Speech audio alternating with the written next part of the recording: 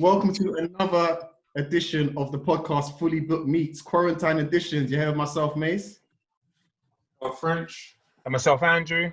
And today our special guest goes by the name of Alex Reed. So we just clap you in, Alex. Thanks for joining us. Thanks, guys. It's a pleasure to be here. Excellent. So, Alex, what we like to do with all our guests is just for you to give a quick introduction into Alex Reed. Who are you? What do you do? What are you known for?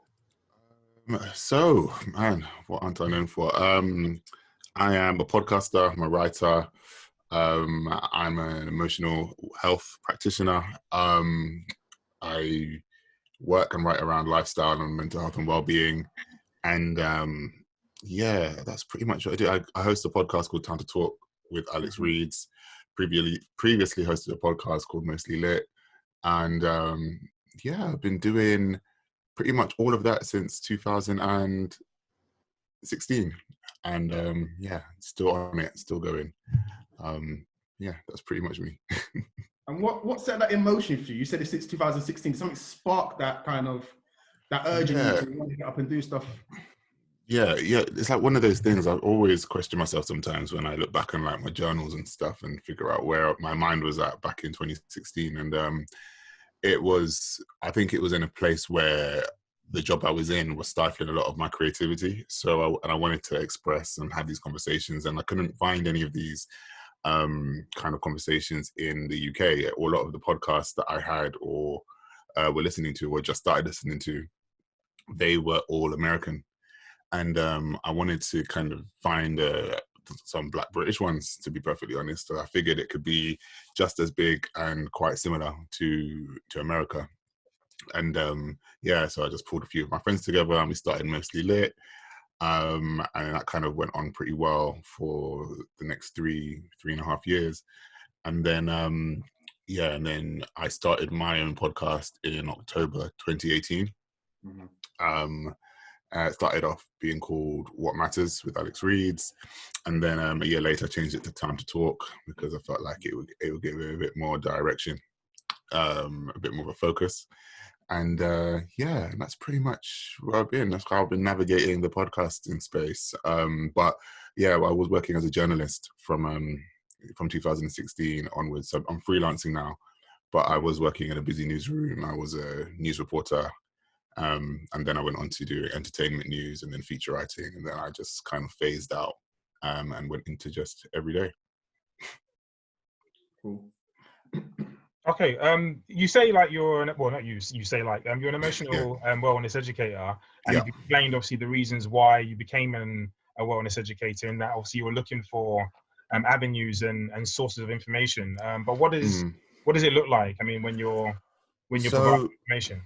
Yeah. It's kind of a new thing. I'm pretty when I look at practitioners and working within mental health and kind of speaking to a lot of people about their mental health and the explorations that I've been on and the kind of journey that I've been on. Throughout the mental health conversations I've had, especially with a lot of men, it was very telling that a lot of the conversations I had weren't really geared around emotional health. Okay. When we think about mental health, we think about the specific disorders, we think about illness, and we think about when we have the stereotypical idea of the mentally ill man, it's the whole, they're not talking, they're not X, Y, and Z. It's their hair's unkept and they look stressed out and all this stuff. Like not that you can tell much difference based on this quarantine anymore. But it was like nobody was kind of talking about the emotionality side of it. Nobody talks about the emotionality side of it, and it was a lot of reflection. I'm in the process of writing a book on based around Time to Talk, and it was kind of looking at the emotional health of men in particular. And when we look at the stats behind suicides, and then we look at typical like the roots and a lot of mental health issues, a lot of them are about not being able to express emotion in the way that people would consider normal or healthy. So my thing is, I like to have the conversation around what emotional health looks like, what that looks like with negative self-talk, self-acceptance, building oneself up to be stronger, vulnerability, understanding what that looks like as an emotional kind of gauge, trying to figure out what that looks like, dispelling the stigmas around emotionality. A lot of men have this idea between masculine and feminine energy, but then that also kind of balances itself out with positive and negative emotion. So when men do typically think about emotionality, they do think about the masculine side of it. So it's the aggression, the anger, the determination, the direction, a lot of that stuff, which is in itself masculine energy. But it's also never considered about the positive energy side, which I don't really like calling them positive and negative because it's all on a spectrum anyway. But yeah, so it's about kind of going into places, speaking about that, doing workshops, talking, getting people to understand different ranges of emotion, and knowing that any emotion without direction is obviously not good. So we're trying to figure out how to kind of manage one's emotions and trying to figure out how to communicate that. Because I think that what I found is that a lot of men don't have the language to explain a lot of what they're feeling a lot of the time, especially if they've not been conditioned that way. Okay, just not one last question, but a follow-up question. Obviously, you say you're writing a book. Obviously, I've got the title here: How Men Feel About Love, Belonging, and Connection. And connection. Do you want to explain, maybe just very briefly, obviously, what that means to you as such? What love, belonging, and connection? Yeah. Yeah, they work to me as a it's kind of like a circle, kind of like a triangle, and if we're not feeling connected to people, to ourselves, through communication, through really associating ourselves with how we're feeling and our emotionality, then we tend to isolate ourselves, and men tend to isolate themselves a lot because according to data, their social circles aren't as big as women's, and women tend to communicate a lot more on quite a and men tend to do things together, feel things together. It's one of those kind of those disparities, and so if you're not connected anywhere, and when you don't really feel like you belong anywhere, it's kind of hard to feel loved by anyone, and it's really difficult to kind of really foster that strong connection, that strong sense of belonging, and that strong identity with loving yourself. It's not just about romantic love. It's about, friendship. It's about love. It's about really understanding those different elements of what it means to love and be, and just appreciating yourself, going through things through like self-compassion, self-forgiveness, and to yourself as well. Beat themselves up quite a bit with just that they put themselves under, and I've had panic attack and all those things because I've overworked myself, because I've had standards and ideals that I've set for myself, and if I don't reach them, then I tend to beat myself up, call yourself a failure, call yourself all of these stuff by society standards. So the idea in the book is to really lay out how we can kind of reach those levels of self-acceptance, how we can reach those levels of positive self-talk, how we can embrace vulnerability, how we can kind of move towards a greater sense of trust and intimacy, how we can embrace our friendships a lot more, just strengthening up those bonds and those ties to make us feel more connected, to give us more of a connection and understanding how to belong and feel like we belong in places. And then that kind of puts us on the path to a more loving future. Cool. I wanted to. Can you hear me? Yeah, we can. Yeah. Okay, cool. Yeah, I wanted to refer to your writing. Like throughout your career, you've done quite a lot of writing. Is there a specific process that you have between when you're writing notes for IG, when you're writing for the book, or when you're writing for, again, articles or something like that? A specific process before sitting down to write, you're asking? Yeah, is there a difference between when you're writing for one or the other, the different platforms? No, not really. I mean, so on the Instagram, that just started off as wanting to share little tidbits of what I was thinking and what I was feeling. And then that obviously then expanded into the newsletter. And then I've just recently launched the blog, Notes to You. So people can kind of like go and just like read those bits, a bit more of an extended thing, not too long. But the process I tend to go through and go under, I tend to just I take a lot of time just to sit in silence and just really try to listen. When I come to the desk or when I come to writing, I don't force myself to write things. I tend to kind of like go by what I'm feeling at the minute, what is called, what I've seen, kind of things that just kind of trigger off certain thoughts. And sometimes I sit down and I pray, sometimes I meditate, and I just kind of let myself feel what I want to say, if that makes any sense. A lot of people might look at that and think, oh, it's kind of kooky, but it's just a way of me it's a way of me just sharing what I'm feeling at that time, and then trying to just put it into words in a way that is easily shared. That's the notes to self and then the blog. But when it comes to the book, yeah, it's a lot more targeted. So I have a bit more of a structure. I have an idea about kind of how I want each thing to lay out and what I want it to be. So I have to sit down and then kind of like go deeper and really kind of interrogate what I'm feeling, and what I want to say as well, to make sure that it's clear and that people can take away the message that I'm trying to give them. And just sharing the experience, really. Writing is one of those processes. I read a lot about and listened to a lot of writers talking about how lonely it is and things like that. And I'm lucky that I do podcasts, because then if it wasn't for that, I literally would just be writing all day, and I wouldn't be communicating in the way that I do. But it is a lonely process. I spend at least 3 to 4 hours writing a day. So it's literally just me, the computer, and my ideas, and trying to form everything. But pretty much the process is just me having the idea and trying to like convey the message as well as I can. Okay. Just moving on to reading. You mentioned reading about writers. What are you reading at the moment? What are you reading at the moment? Around the books on my desk. So I picked up this book today, and I just started like underscoring it. It's called Just This by Richard Rohr. Cool. There's several books I got here. I could go through the ones that are relevant.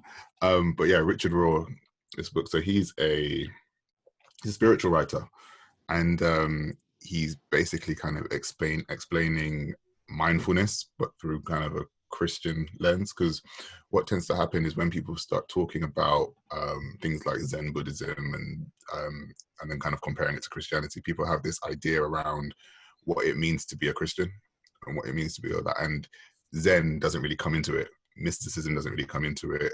Meditations don't really come into it. And what he's kind of doing is he's kind of weighing up all of the arguments and then getting people to read it and understand how mindfulness kind of applies to a lot of the Christian teachings. And it's just a really interesting book, but it's a nice way to understand spirituality from his lens, and then in the wider sense, because he has all the references to other places that you can go and look and kind of and develop and deepen your understanding around that. But he writes so clearly, and he writes very clearly, and you wouldn't really misunderstand what he's saying. It's quite clear that it's sometimes it is one of those ones where you have to reread the sentence again to make sure that you really get it. Mm-hmm. It's not something that you rush through. I mean, a lot of the books I read, they're not some things that I kind of rush through to get to the end. I tend to take my time, I highlight. I'm quite an active reader in that sense. But what do you guys think about highlighting in books, by the way? You guys were kind of like... Blasphemy. I highlight in my iPad, but I mean, you never seen this first me. I didn't want it to be a witch and you just throw me out the chat. You're like, well, I'm defacing the book. No, but that's the thing. Like, I used to be like that, and I have this this kind of notebook here that I kind of used to write my notes in. But what I found is that it becomes easier for me to reference, especially when I'm doing episodes on the books for my podcast too. When I flick through, I'm like, oh yeah, that's exactly what I was thinking when I was writing it. So it gives me a lot more, it's much easier for me as a frame of reference. But then also when I'm on my Kindle as well, I can highlight it and it goes to Goodreads, which is really cool. And another book I am reading, I think, which one am I doing? I've been reading Mask of Masculinity by J.J. Boller. If you guys have heard of that book. Yeah, different Mask of It's Masculinity. a different book that we've read. We've read Mask of Masculinity by Lewis Howes. Lewis Howes. Okay. This one is JJ. I got the proof, but it's JJ. It's JJ Boller's Mask Off. And Mask Off. Yeah, Mask Off. Masculinity Redefined is what it's called. And yeah, that's really good. He provides quite a comprehensive look at the range of masculinity that is happening. But he does it, and each chapter is kind of named after a song title in hip hop, which is really cool. And finally, one of the books that I'm really kind of studying is A Return to Love by Marianne Williamson. And she's the person that had that quote, your greatest fear is not that you're inadequate, your greatest fear is that you're powerful beyond measure. Yeah. And that's what Nelson Mandela used, and it was said in Invictus and stuff. And so she is doing, in this book, she's doing a reflection on a book called A Course in Miracles, and it's really good. Like she's centering the idea of love at the core of everything that you do. And when you understand that, she's challenging the ego, she's challenging obviously negative perceptions of self and how we interact with one another. And I just found it interesting because she was a presidential candidate for the US, and she wanted to give reparations. She wanted to bring reparations to the table for African Americans. Mm-hmm. So I was like, Marianne Williamson. Like I've heard of her name, but I've never actually read any of her work. So she must be interesting. So then I went out and got the book, and it's been it's blown me away. And all the other stuff that she does around her charities and whatnot, she just lives what she was writing about. Yeah. So those are the three main books. Oh, and The Daily Stoic. I've been meaning to get that. I need to. Yeah, I've seen that in a few places recently. It is good. It is good. Like it's part of my morning ritual, and like just kind of go through and see what it says for today, and it usually hits the point. Yeah, it's really good. I like Ryan Holiday stuff, and yeah, it's if you want to get into kind of reading Stoics, but you don't want to have to go through all of the long texts in the first instance, then yeah, try that. Just a daily thing. It's cool. Cool. You come across like quite spiritual, and obviously I know you say you've written for obviously a number of publications. And what sort of journey do you take your readers on? Is it one of like Sign of the Times, or is it one that's personal?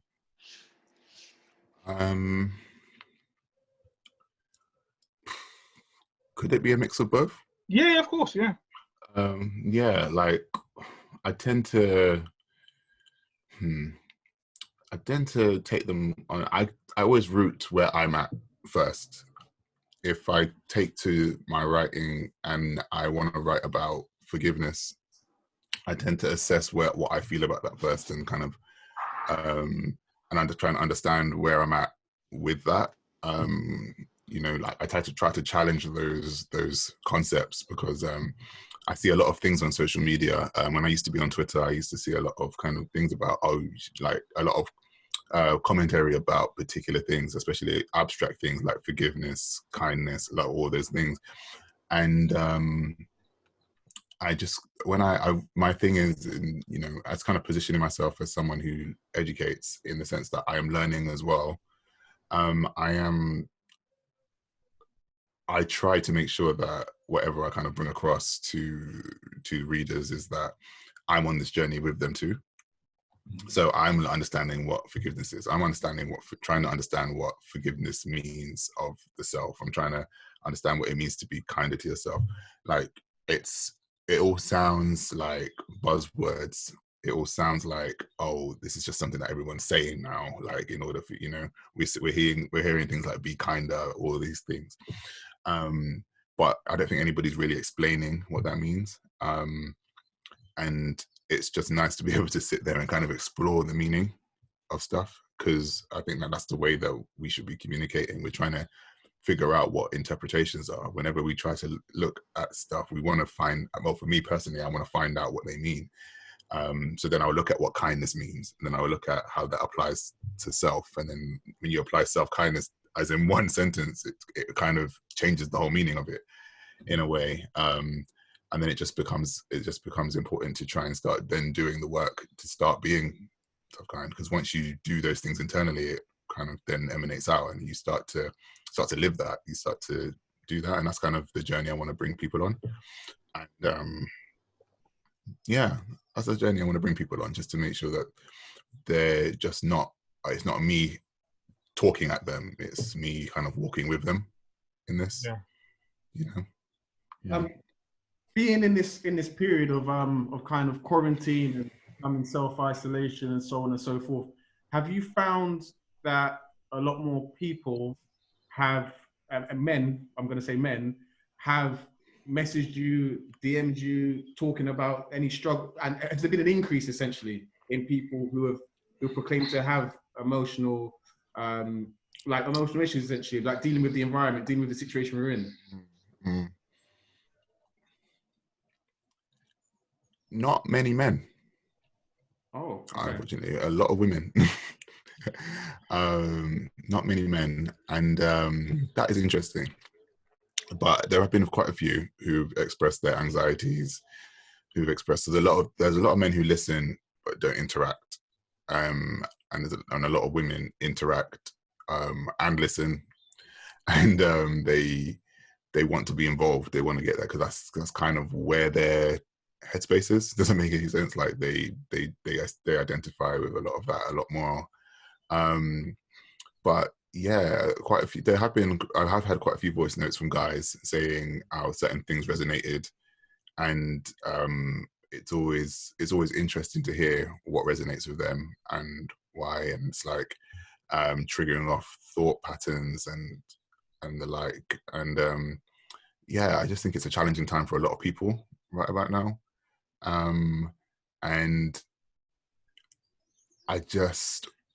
a lot of the guys that I know that listen, a lot of them are, there's quite a few are fathers, quite a few of them married, quite a few of them are just trying to get on with stuff. They don't really have time to to kind of assess what's going on internally sometimes. But that's kind of the stuff that I'm trying to challenge as well. You should be able to kind of communicate with your friends as well as your, say, wives or partners or husbands or whatever. And I'm trying to just try and literally find the language to express what's going on. But yeah, so I have had quite a few interactions. I'm just saying a lot of them have been women who have kind of expressed feelings of anxiety. I've had a few guys talk about they've not been able to sleep and stuff. And then, because a lot of guys listened to the podcast when they were at the gym, and a lot of them aren't going now, so they feel kind of lost. It's just really interesting to see kind of what several people's experiences have been. Cool. And how about yourself, Alex, being in this period? How are you finding motivation to keep reading, writing, and how are you finding the situation being involved in? You know what's so funny? I say this every time someone asks me how am I doing? I have been on lockdown since 2019. Everybody else just got here. I've just been like, well, this is business as usual. You know what I mean? I've used this time. I think with me, I can be quite introverted, and I like spending time on myself. But then also when my extroverted nature comes out, then I'm very I want to be out all the time. Before lockdown, it was going outside and going out and doing a whole lot of different things were forms of distraction for me. And now more than ever is a time where I need to really focus on kind of what I'm creating and what I'm writing and stuff. And I think that this has been an amazing opportunity for that. Yeah, it's been up and down. I mean, I'm used to being at home and then the house being empty and being able to just kind of be able to do whether I want to work downstairs, work upstairs, kitchen or whatever. But now that everybody's home, in the first few weeks, it was quite difficult. But I think that, as humans, we grow and adapt, don't we? We figure out what's going on. We try to make it work for us in whatever way we can. And yeah, so but what this time has really given me, it's really helped me understand what solitude is, and the kind of things that we can do while in solitude. It's kind of helped me reflect on friendships a lot more, and who we're keeping in contact with. Not to say that just because we're on lockdown that everybody who you think is your friend should contact you. That's not what I'm saying. Or you should contact everybody just because you know them. But it's really just assessing like who your real friends are, who the people that you want to contact and want to keep in contact with are, rather than it just being like happenstance and, you know. So yeah, like it's been quite an illuminating experience. Does have its up and downs, but it's been pretty good. Like based on what you just said there, what do you think the emotional fallout is going to be when we do finally come out of lockdown? Because I mean, you've said that there's individuals who are struggling with lockdown, and obviously there's been some who have been able to communicate. But like anything, you know, with every action is a reaction. So what do you think the fallout will be? There's going to be a lot of overcompensation, you know, a lot of overcompensation. A lot. Do you mean like partying, or do you mean it's gonna be like there's gonna be listen, if lockdown, if the this is like tangent, but I'll come back to your question. But if, you know, if we do come out of lockdown anytime soon, as in the next week, I'm not leaving the house until at least a month after, because we don't know what's happening. But you know, people are going to be doing a lot of parties. People are going to be doing a lot of everything. They're gonna be dating. Everyone's gonna be kind of over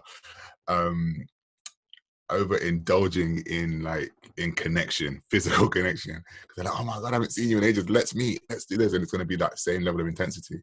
But I think it's also gonna swing the other way as well. People are gonna be a lot more wary as to who they spend their time with and why they spend their time with certain people.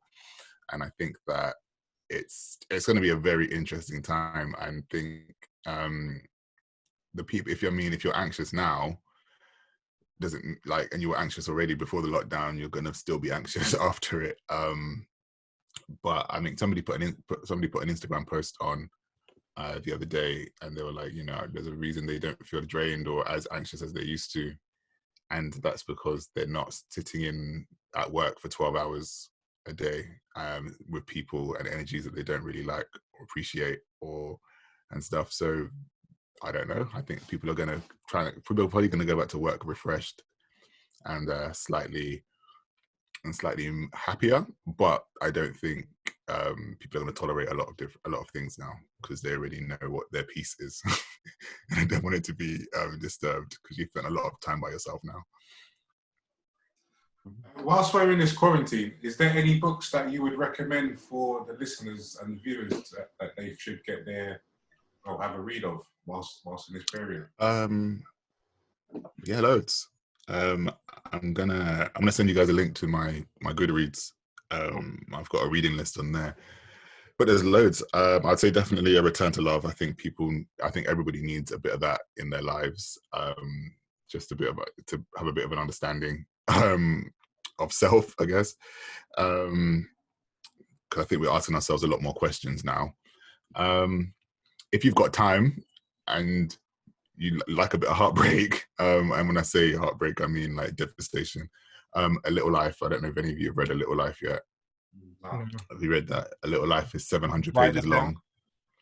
Yeah, but A Little Life is 700 pages long. 700 pages. 700 pages long. You're not going anywhere, guys. But it is since 2019.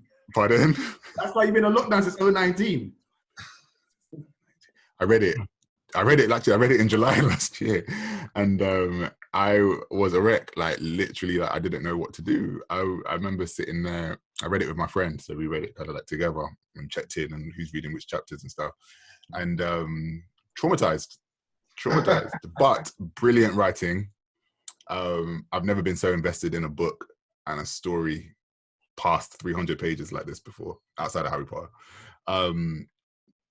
But yeah, there's a book called The Binding, which I think I haven't started yet, but it's one of those nice. It looks like one of those nice escapist reads. I can't. The author hasn't come to my head quite yet, but the binding is really good. It looks really good. And yeah, I would say, there's other like Black British authors. So I'd say that that Reminds Me by Derek Owusu. I'd say The Private Joys of Nana Maloney by OK. I don't know how to say it. Yeah, OK Nzelu. Yeah, there's quite a few books out there, but like I'd say just wrap yourself up in something that makes you feel a bit comfortable, even if it's something that you don't usually read. If you want to get Marianne Keyes, I would say go get yourself some Marianne Keyes, man. I was going to say, that leads me on to my next question. What's your preference between fiction and non-fiction? Is there a correct answer? Nah, not at all. I like real life. I think it's because of the journalistic element to me. I love real life. I love learning. I love taking on ideas and challenging them and stuff. But when it comes to fiction, books like The 5 People You Meet in Heaven by Mitch Albom, amazing books. He says, "What the 5 people you meet in heaven, and the next person you meet in heaven," and they're just great. Kind of anything that challenges my ideas on something, basically. And what Mitch writes in that book is that when you die, you meet 5 people that you've encountered in your life that you've affected upon your death before you get to the final stage, before you actually enter heaven. And it was a really good book, but I just prefer good storytelling. I really like good storytelling. I really like good writing. And if that happens to be in a nonfiction book with a message that is trying to like get to me, then that's what I want. When it comes to nonfiction, I tend to go towards like philosophical books and texts, and things like The Stillness Is the Way, and obviously like A Return to Love, A New Earth by Eckhart Tolle.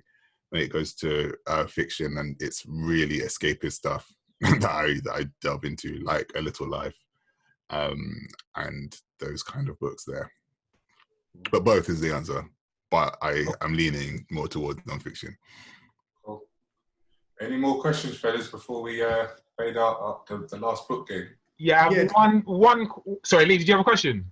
Yeah, just a quick one. Go on. And it was on the. We drafted together a few questions that we could bounce off each other. One of them was, why do you think we as men need to be taught how to date? That was my question. That was my question, but it's our question. No, that's what I meant. The question I was going to ask. Why do we need to be taught how to date? Yeah. This implies that men don't know how. Possibly. So, okay. I think that men need to embrace dating as something, as a way to kind of not necessarily always have a means to an end, but as a way to kind of foster that connection. I don't know if you've seen Too Hot to Handle on Netflix yet. Heard of it, not watched it. You've not watched it. So the premise is that these guys are on this Love Island type of thing, but the gag is that in order for them to win the money, they have to not embark on like any sexual activity. I've heard of it, yeah. So that's no oral sex, no full-on intercourse, and no kissing. And each one has a price tag against it. The idea is to foster the connection and to create that connection. And I think that when we're dating, I think that's kind of what the journey should be. It should be, I want to be connected to this person. I want to see I want to have the conversation. I want to be able to do that. Rather than it just being like just the kind of the aesthetic thing. Oh, this person I'm really attracted to physically, it's a go sort of thing. And then you end up in a relationship you're kind of that you don't really want to be in because everything is skin deep. But I don't know about being taught how. Do you know what I'm saying? I think that men know how to date. I think that everybody kind of needs to know how to like actually connect properly when they're on these dates, and just go in kind of knowing what you want, in a sense, rather than doing this kind of like, oh, maybe yes, no kind of thing. I'm still hung up on my ex from like 10 years ago, or when I got curved by that girl in the playground, or that guy said this, you know what I mean? It's just like, all right, come on now, we need to like, all right, heal from all of this, and you know, we're bringing people into our lives and stuff. So yeah, I think that, I don't know whether they need to learn. I just think we just need to embrace new things in order to kind of have better experiences dating, personally.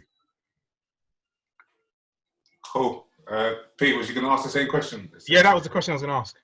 All right, just before we wrap up, we play a game called Dope or Trash, and the premise is you don't judge a book by its cover, but in this instance, that's exactly what we're going to do. So basically, cool. I'm going to say a title of a book, and you say dope or trash. Follow? Yes, I follow. I'm getting myself in trouble. Cool. To Kill a Mockingbird. Okay, confession. I was 15 and I read the first chapter and I said, nah. Because I kind of knew I was going to go. So I'm going to say trash just because I am. And I didn't, and I should have read the book. But also, yeah, I'm going to say trash because I always knew how it was going to end. You don't even need an explanation. Just dope or trash. 50 Shades of Grey. Trash. Da Vinci Code. Dope. The Alchemist. Dope. The Book of Alex Holmes. Dope as hell.